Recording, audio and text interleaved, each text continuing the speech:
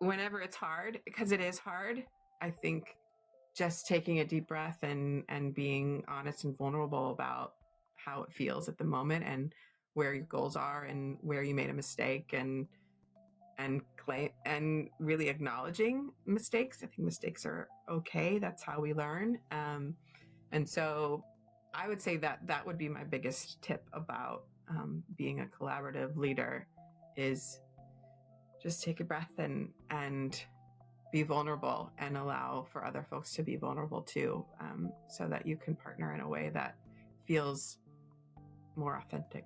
I'll use the word again, authentic.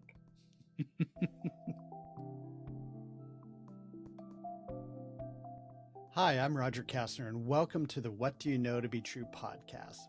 In these conversations, I talk with ordinary people about their extraordinary skill, their superhero power, and the meaningful impact it has on others. The goal is not to try to emulate or hack our way to a new talent. Instead, I'm interested in what inspired our guests to develop this talent, how they think about their superhero power, and the impact it has on others.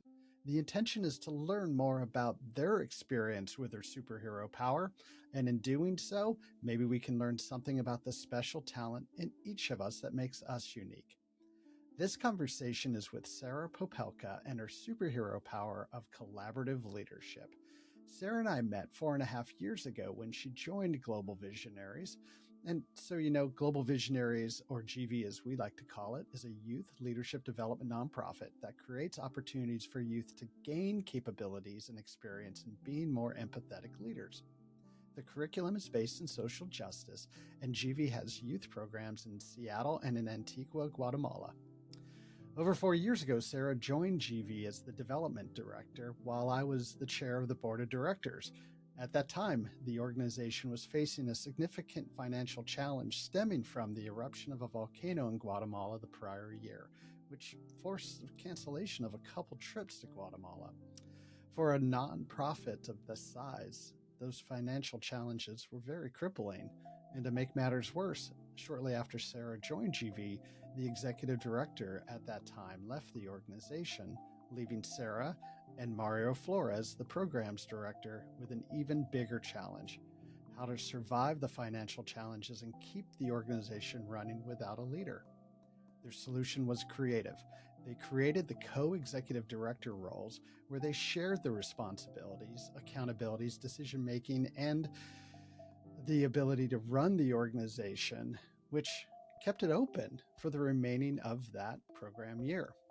And because of their shared commitment to collaborative leadership, GV survived that financial crisis and was able to keep the doors open for another program year, which just happened to be 2020 when the world went into shutdown. Through all the challenges and forced changes, I am so proud to say that GV is still open to this day and back to pre-pandemic participant levels.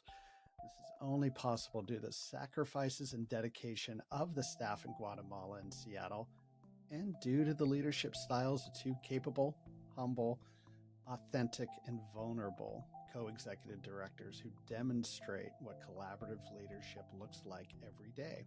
And while he doesn't know it yet, I will have Mario Flores on the podcast in the future. But today, this conversation with Sarah Popelka, and I ask her to share with us her journey to collaborative leadership, how she shows up, the impact it has on others, and what she knows to be true about collaborative leadership. If you're ready, let's dive in.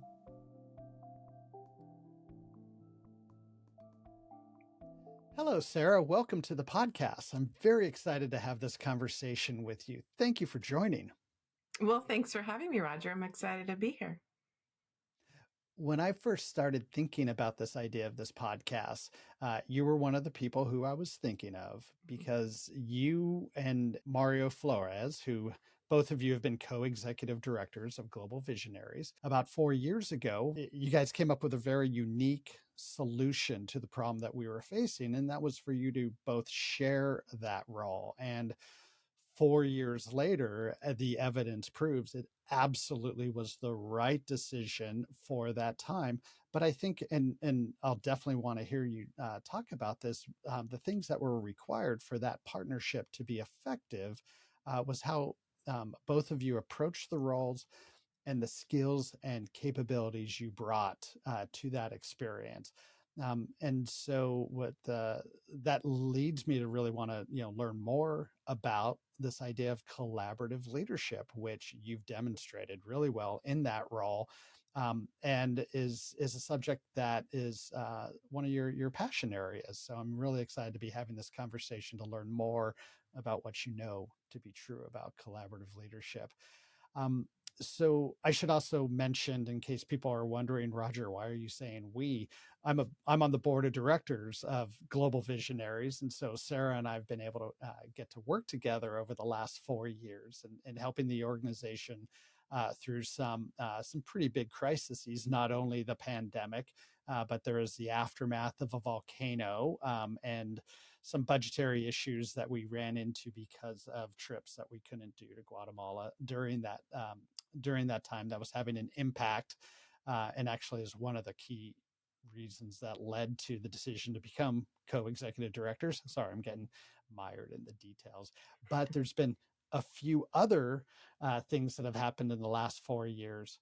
Pandemic, turning an organization that was definitely an in-person and cultural immersion organization into a fully online organization, and then some of the challenges of coming out of the pandemic and starting trips up again and being in person, and all those all the fun that ran into it, and being able to shepherd the organization through all of those experiences has been quite a feat, and I think is a testament not only to you and Mario's leadership, but that sense of collaborative leadership, the partnership, the willingness to work together and put organization and mission above personal gains or needs. And so really excited to learn more, as I said, about what you know about collaborative leadership, and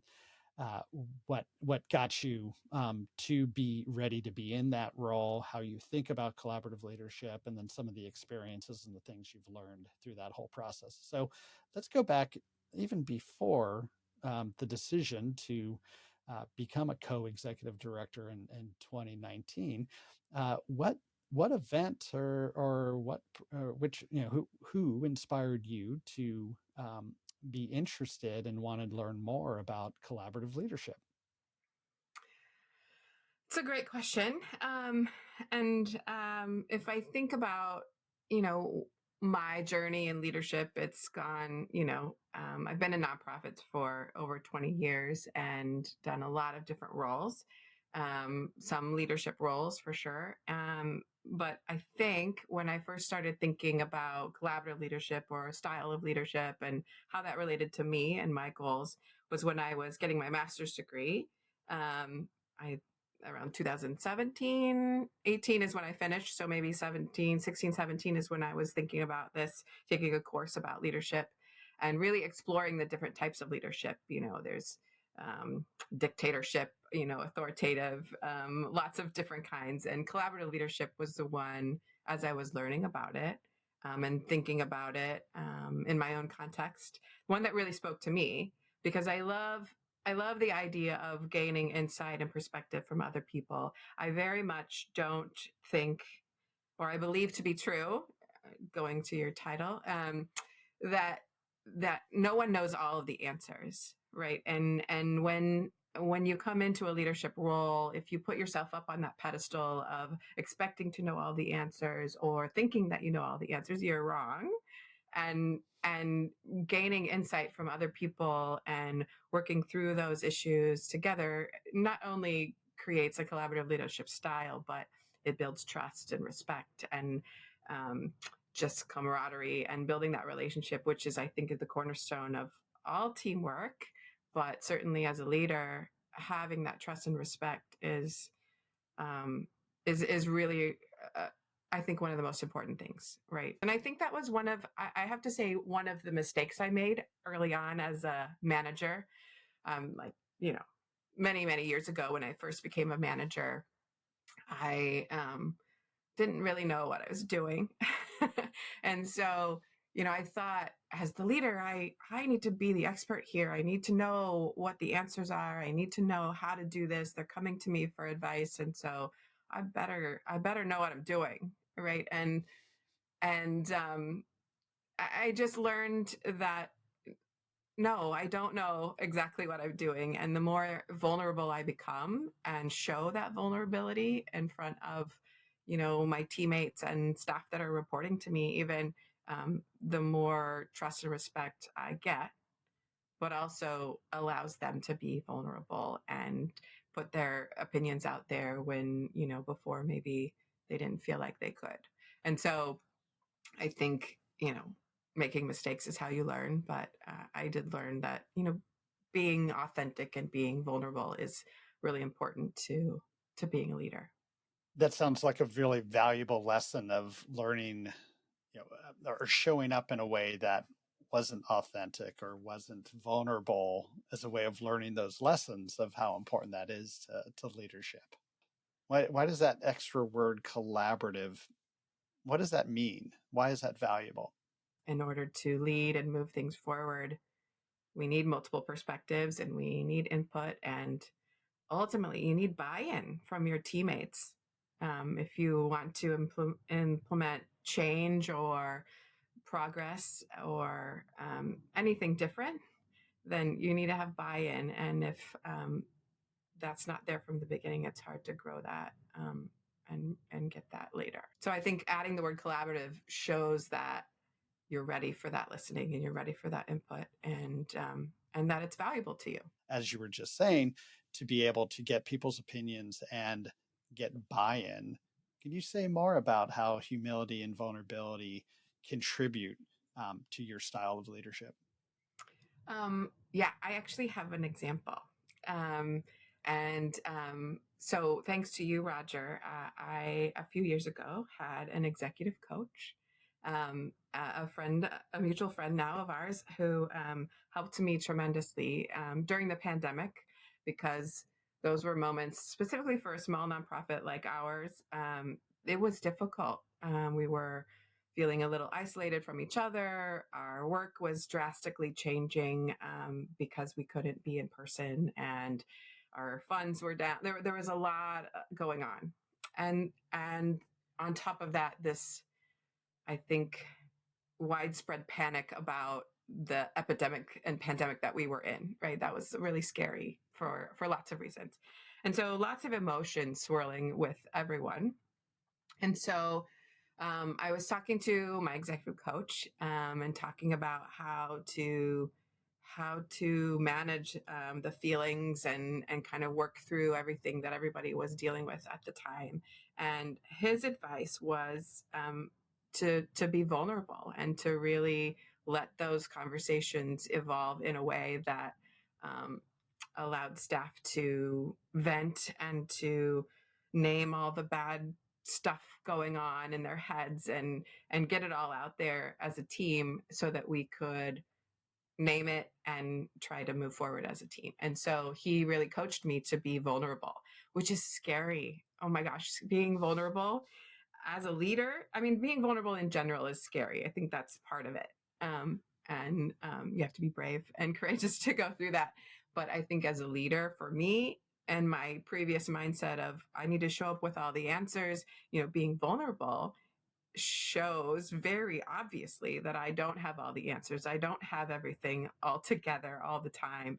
I get upset. I have emotions around um, the hardships and the sacrifices that we're making as a person and as a staff member and as an organization. And so showing up to, and it was over Microsoft Teams, so it was not in person, which also is not my strongest suit. I would rather be in person every time. um, so showing up with the team, and I went first and I was vulnerable and I shared my emotions and I shared, how disappointed I was at how things were going and frustrated and um, just in some ways just sad, right? Because it wasn't doing what I wanted it to do. and it was out of my control. And that was hard for me to experience, but also really hard to say, right? To say in front of people who were relying on me to keep it all together.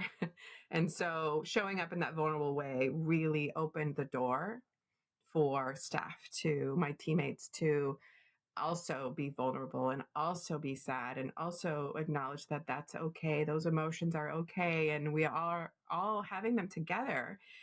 And so we got them all out there and bonded in a way that was really meaningful, but also it it increased our trust and respect for each other because we could relate to each other on a different level. I really felt all the emotions at the moment, right? At that time, but felt proud of myself for being vulnerable and putting it out there, but also proud that together we could put it all out there and then also move forward together. And I really give credit to my executive coach at the time for, pushing me to do that. But it also made me a better leader because I experienced being vulnerable and the benefits of that. Global Visionaries is a youth leadership development organization, and there's a lot of interaction with youth, not only through the curriculum, but then we also have youth on the board, which is a wonderful part of the organization. And having their voice in these conversations has always been very, very helpful. I would love to hear your how you have maybe seen and maybe even be inspired by the humility, the vulnerability, and the collaborative spirit that the youth seemingly just naturally bring to the organization, and where maybe you've been able to influence that or reinforce it through your own behavior. Yeah, absolutely. It is such an inspiring piece of the work that I have done at Global Visionaries. I I not only get to work with the students that are serving on the board of directors, but also I've traveled with 4 cohorts of students to Guatemala and seeing the leadership and the evolution of their leadership skills through um, kind of difficult moments, right? Because there are lots of emotions swirling when you're in another country and your peer leaders, and and watching that growth has been um, absolutely inspiring and exciting, and has helped me grow as a leader as well. Watching the inclusivity that students naturally have for others has been really a growth area for me, I think. And I've loved being part of that. I think so. You said something about students showing up at the board and naturally bringing their insights and their opinions. And I actually don't think it's natural. I think because I've had conversations with a lot of those students, I think they come fairly intimidated and are wanting that growth opportunity. And I think that's what allows them to grow in such ways, because they're brave and they are showing up and fighting through that, even if it doesn't feel natural. They're stepping up and putting their opinions out there, and it's also, I think, in a beautiful collaborative way, because we have a beautiful board of directors. The adults and the youth also both have this insight and this love for the organization and this love of inclusivity, because I think at its heart, that's what Global Visionaries is about: inclusive and collaboration, all in a leadership lens, right? And so um, showing up in that way, being brave and fighting through kind of the nervousness of speaking up in a room of adults, I think has totally inspired me, because whether we're a leader or not, being brave and finding brave spaces in our lives to challenge ourselves is how we grow as humans. And that's what's beautiful about life, and about, honestly, about Global Visionaries. I spent the last couple of weeks giving presentations in classrooms, talking to students about Global Visionaries and the program. And my real soapbox pitch is that I want people, students and adults and everyone, to travel, to gain more perspectives, to gain insights that are outside of what you normally feel. And so find those brave spaces that you can grow, and whether it's with the organization that I'm running or something else, I just think finding ways to grow as humans means getting out of your comfort zone and being brave and vulnerable and having humility to learn what's out there. And so I have been truly inspired by the students that have been um, attempting to do that and doing it beautifully. Yeah, one of my favorite things to do within Global Visionaries has been to attend the storytelling nights that come after any of the trips down to Guatemala, and to hear the students tell their stories of impact not only fills up my cup for the year of enthusiasm for the organization, but it makes me feel better about the world.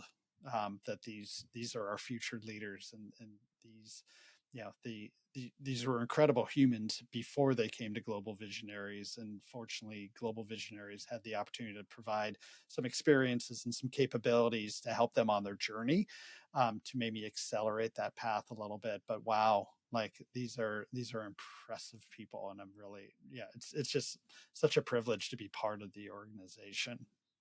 So, what would you say the impact on others is, by showing up in a collaborative leadership way? When you show up in a collaborative leadership way, you're modeling what community looks like and what real relationships can be. As the leader, you're giving permission for other people to be vulnerable, to show up with their whole honest self and collaborate, and it reminds people that you don't have to know all of the answers, and you don't have to be a leader all by yourself. And when you reach out as a vulnerable, humble leader and genuinely want to have input, it allows people to feel comfortable seeking input and giving their input and being part of that collaboration. And so if you show up with all the answers, you're not inviting anyone else to step up to the leadership role, or to also inquire about other people's perspectives. So, switching gears a little bit here, um, what have you found to be maybe the cost of collaborative leadership? I think being collaborative and vulnerable and taking the time to solicit input and get all the perspectives, it, ultimately it's time, right? It takes a lot longer to make a decision when you have multiple opinions and multiple conversations than it would be if I just made the decision right now. I'm the Hmm. you know dictator leader, and I'm just going to make this snap decision. And sometimes it feels like, oh man, I just wish I could move this forward and push it through.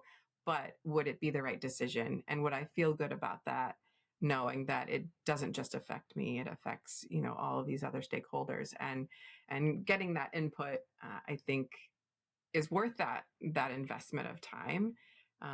But sometimes, that cost is difficult if you don't get, something. It just doesn't happen in the time frame that you maybe wanted it to.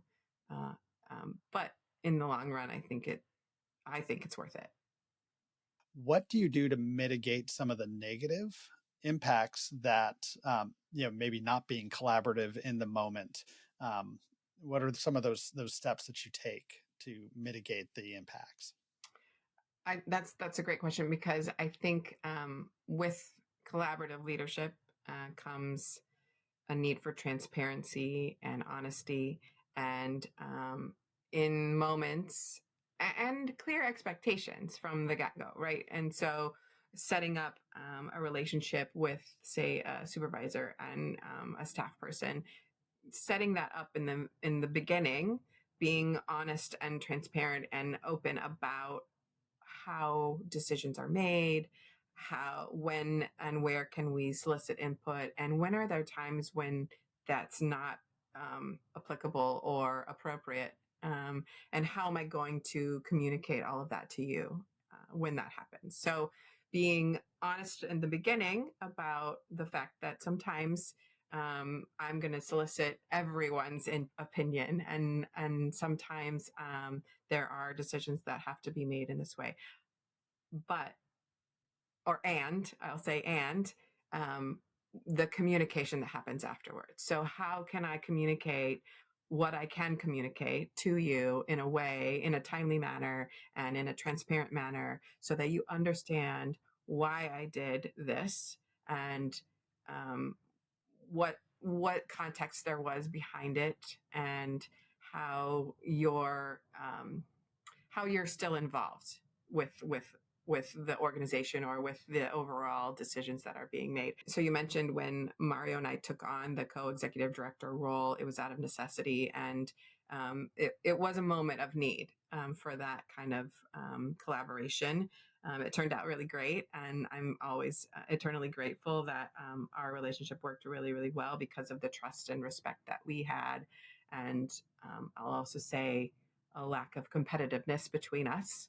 I think that's a really important piece for co-leaders to trust, respect, and not compete with each other.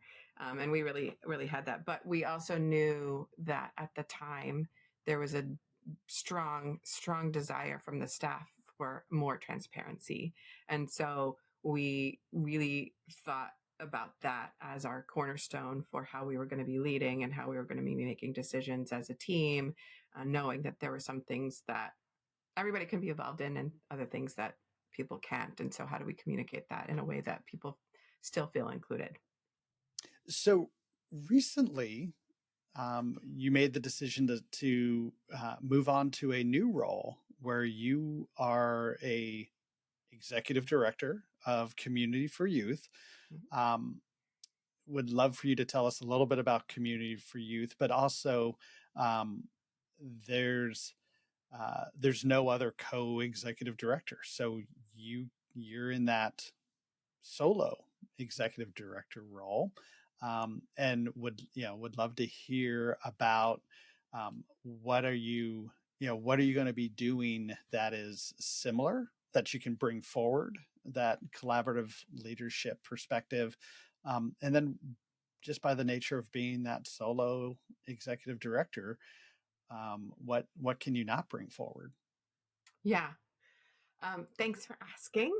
Really excited, brand new to the role, so still learning, certainly. But Community for Youth is also a youth development organization, working with high school students with one-on-one family and community mentoring programs. And so it's really exciting to see similar youth leadership roles within the organization. And I love to see students shine and give that and have the opportunity to provide input into what their curriculum looks like, and how other students are gaining the skills that they need. And so I'm really thankful to be able to see similar youth leadership roles in the organization that I've moved to.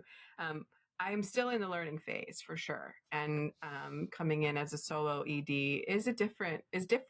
Um, and I think there's some expectations there of what that will look like, but also a lot of um, opportunity for me to learn. And so I'm really taking the time to learn and gain insight and set up those relationships in a way that um, will foster collaborative leadership, right? So I don't want to come in and pretend that I don't know all the answers. I certainly don't know the history like others do. And I don't know the context of why past decisions were made or not made, and I need to really gather all of that insight before we start doing anything differently. And so right off the bat, what I'm doing is just really listening and learning from everyone, and figuring out where the gaps are and where the opportunities are and how we're going to work together. And so um, I'm excited about that opportunity to set up those expectations from the beginning. about collaborative leadership and just teamwork in general. And yeah, I'm bringing in some of my own history and my own background and expertise in areas, but I'm also walking into a place that has other people's expertise and background and skills, and how are we going to mesh that together to make ultimately the mission work and the programs grow and the mission that the organization was set up to do, actually doing that. And it will be different. I will miss my partner in that I had as a co-executive director, but I also think even a solo executive director has a network of friends and colleagues and just a network of expertise out there. Oh, that humility and vulnerability doesn't go away with the job title, it sounds like. No, I mean, I don't think so. Global Visionaries is so grateful for all your contributions and sad to see you go, but so excited and so proud of you and excited to hear about great things in your new role at Community for Youth. Thank you. Speaking of learning, what do you know to be true about collaborative leadership? So I knew this question was coming. I was hopefully a little prepared for this one. I Spoiler think alert, right? Something in the title. Yeah. something in the title, yes. So I think what I know to be true about collaborative leadership is that inclusivity must be authentic. So inclusivity is become a little bit of a buzzword, I think, but at its heart, it means that you're including others. And if you're not genuinely wanting to include others, then you're not collaboratively leading, right? So I think inclusivity is part of that, and authentic inclusivity. Um, I also think that collaborative leadership is about creating a space and setting a stage in a vulnerable and humble way to invite folks in to be part of that. So it's about building relationships, authentic relationships, and genuinely wanting and and being curious about pulling that insight in, and not just to say that you're pulling it in, but actually listening to it and wanting to utilize it in the best way for the leadership of the organization. If someone doesn't know or isn't sure how to be a more inclusive leader, what would you share with them? What are 2 or 3 tips you would share with them of how to become more inclusive? Um, I think I'd go back to that example I gave about being vulnerable. Whenever it's hard, because it is hard, I think just taking a deep breath and being honest and vulnerable about how it feels at the moment and where your goals are and where you made a mistake, and claim and really acknowledging mistakes. I think mistakes are okay. That's how we learn. And so I would say that that would be my biggest tip about being a collaborative leader is just take a breath and be vulnerable and allow for other folks to be vulnerable too, so that you can partner in a way that feels more authentic. I'll use the word again, authentic. There's nothing more authentic than taking a breath. There's nothing more authentic than being vulnerable, admitting to your mistakes, and you know, wanting to learn from other people. I That agree. that that begins to sound almost like the definition of being human. Yeah.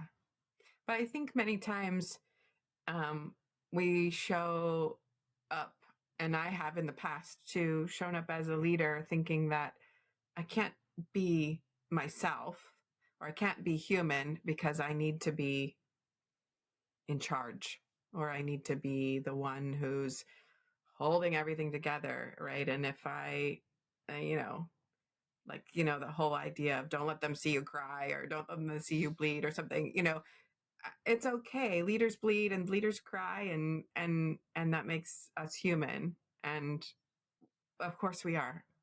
So pretending that's not real, I think, is not authentic and doesn't create good relationships. You might have answered this earlier, but I'm going to ask the question anyway. What have you learned to be not true about collaborative leadership? I'm yeah, I think that's kind of my theme, right? Is that it's not about knowing everything. It's about acknowledging that you don't know everything and that you can make mistakes. But I also think it's about more than that. It's about being okay with making mistakes, but also giving grace to others who make mistakes. Because I think, we've been in a cancel culture kind of environment for a little while, and giving people grace to make mistakes is how we do better, and how we recognize that we are human, but also how we grow. And I hope that I continue to grow for the rest of my life, because I think that's what makes life interesting and exciting. And um, recently, I was in a group of other executive directors for nonprofits, and we did this exercise where you have to name the I don't even remember what the attributes for yourself, like the characteristics that resonate the most with you, right? Or your values. All those words kind of mean the same thing in this context. But I had to narrow it down to two. So this giant list, and I had to narrow it down to two that resonated for me, or that were my values. And what I came Any up with, chance authentic? no, actually, no, it wasn't. That's a good guess, but it wasn't. It was compassion, and the other one was adventure. And Hmm. so, yeah, an interesting pairing. But I think compassion is how we show up as humans as well. If you can have empathy and compassion for other people, um, and show up in a way that you're vulnerable, like that shows compassion to me.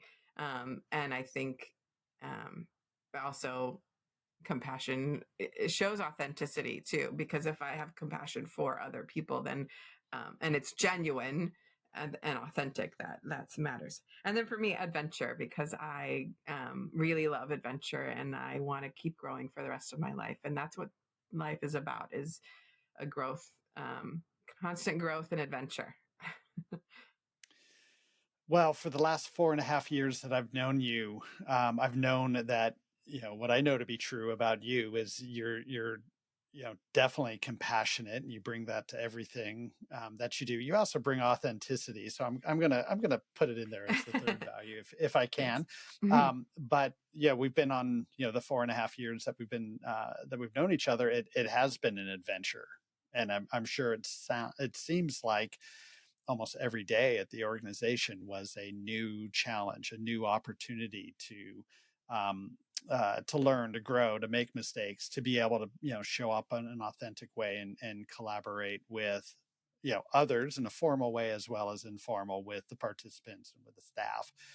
So that's been yeah, it you came to GV at the exactly right time, um, with everything that I was experiencing, and it's definitely to the benefit of the organization. And like I said before, I'm so excited about the new adventure that you're on and everything you're going to bring to that organization, and your sense of compassion, adventure, and willingness to be vulnerable and humble, and to take on new adventures and learn from those and provide grace to others so they can learn and grow, is only going to make that organization be so much better off as well. So if for those community for youth employees, coworkers that are listening, you're definitely going to benefit from having Sarah on too. That's my little plug.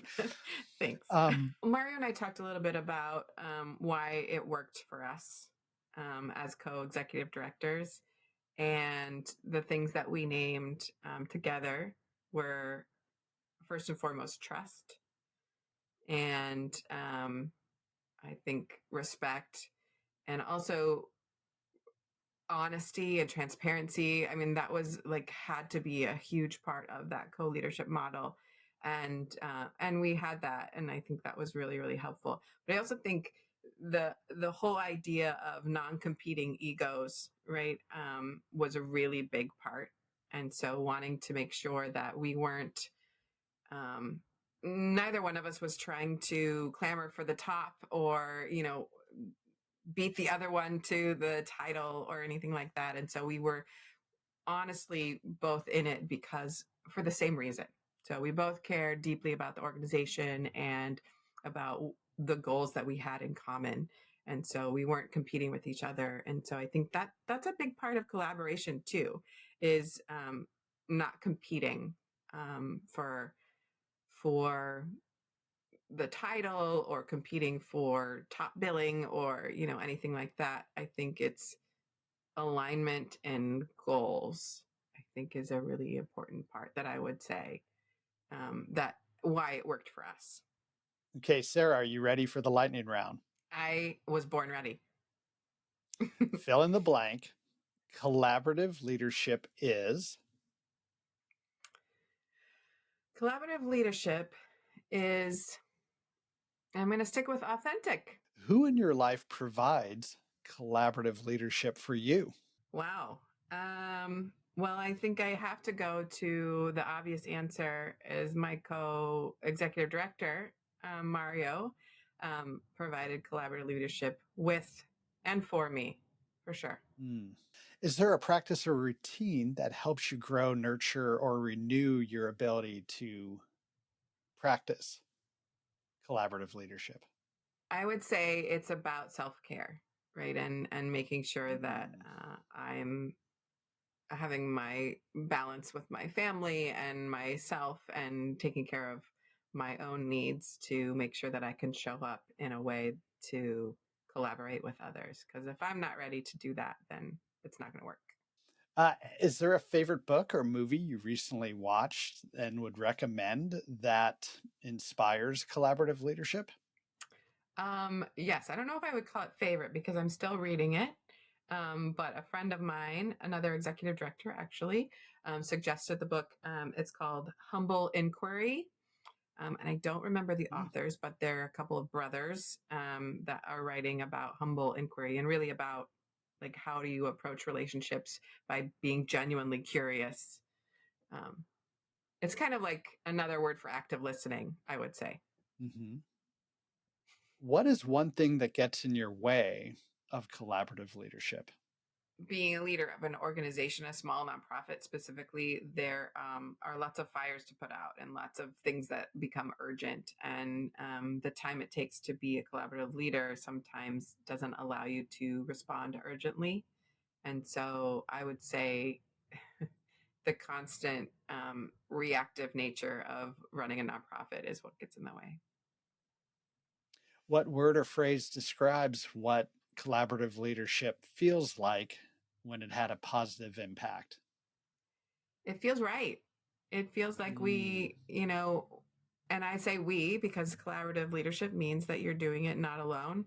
It feels like we did it right.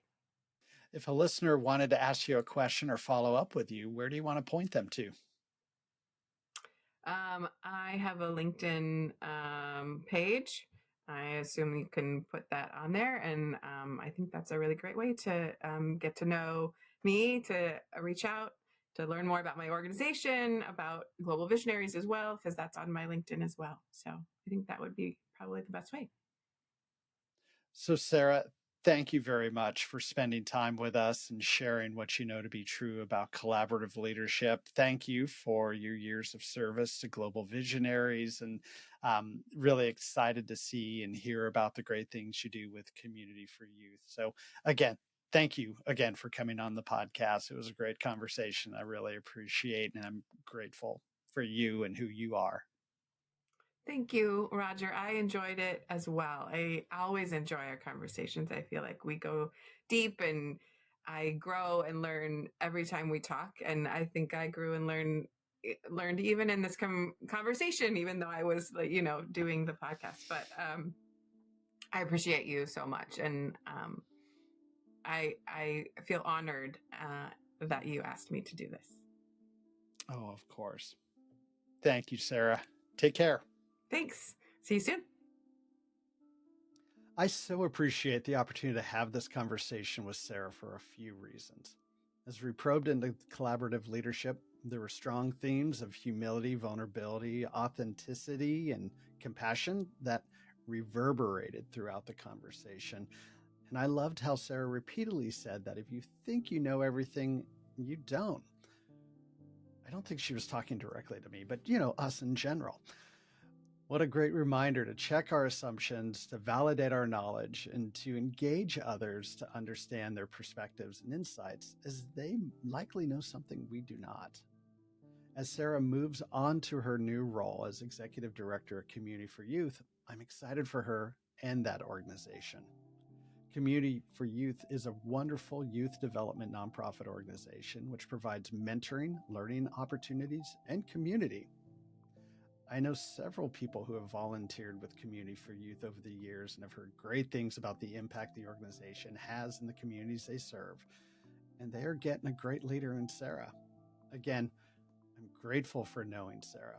I like to think of this as a way of showing my appreciation and gratitude to Sarah and to honor her contributions to global visionaries. It's been a privilege to serve the organization with her, to learn from her, and be inspired by her. This conversation leads me to reflect on a few things that I encourage you to think about as well. Where can I be more authentic, vulnerable, and compassionate in employing my talents? And when can I invite others to engage and participate when I'm using my superhero powers to collaboratively combine our powers and to have even a greater impact on others? If you're not sure what your superhero power is, one of the easiest ways to discover it is to ask a trusted friend or colleague. They likely know what it is. As a heads up, they're also likely to ask you what you think their superhero power is, so be ready with a response in advance if you ask them. What Do You Know to Be True is a Three Blue Pens production. I'm your host, Roger Kastner. We are recording on the ancestral lands of the Duwamish and Suquamish people. To discover the ancestral lands of the indigenous people whose land you may be on, go to native-lands.ca. Okay, be well, my friends.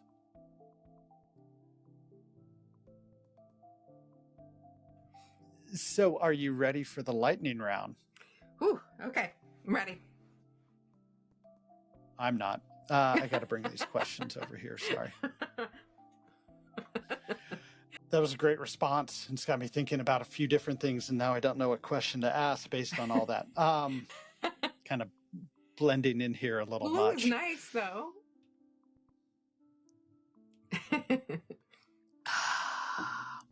It's been So, Sarah, not painful yet.